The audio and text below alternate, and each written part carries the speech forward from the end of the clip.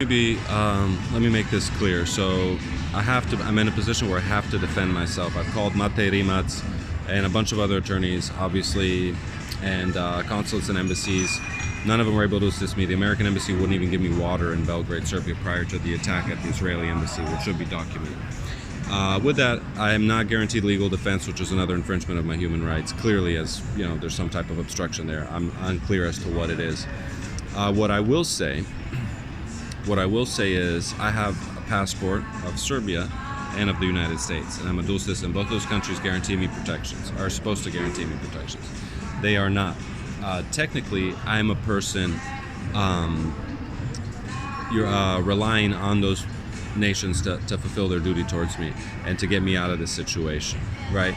At the same time, both the United States, certain elements within the United States, and Serbia, I want fully criminally accountable for what they've done to me, both in childhood, and also in Serbia, the Serbian government, which permitted this terror attack against me while I was there, Italian government as well, and every possible government that has, and all the people involved, and that doesn't change the fact that I carry those citizenships.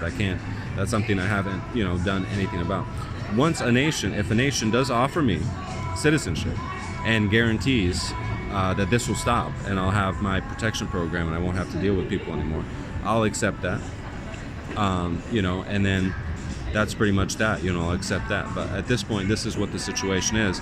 So technically, they have declared me as a stateless person. I want it to be noted that America violated its own laws and Serbia violated its own laws because they're declaring me a stateless person. I declare myself an orphan. I am an orphan, and I have no associates or family. So I declare myself an orphan. But actually, the U.S. government declared me a stateless person, as did Serbia with their actions. So I'm addressing the UN and the international courts to get this corrected. And, I will maintain those citizenships right now because I'm depending on their assistance and for travel and for everything, and not to get disappeared in slang, which means to be kidnapped. It's a very hostile atmosphere here. Everyone's gone completely silent. I went to buy food, as you saw here at Gran Reno shopping mall here in Bologna. I have money. They refused to let me in, even though I've been in there many times with my bag. And just a hostile environment. There's police there, 2 security guards. None of them speak English. None of them have name tags. To that point, and right now, just so you know, when this happened, it's 2:37, about 10 minutes ago on the 13th of January.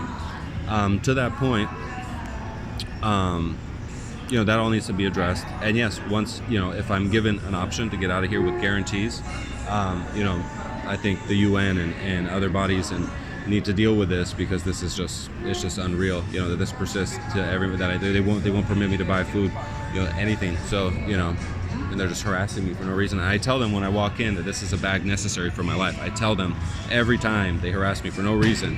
And as you see on the cameras, other people are walking in with bags. I tell them this is a medical bag, and it is. It's necessary for my survival. This bag, I can't let it get taken from me. It's necessary for my survival. It is.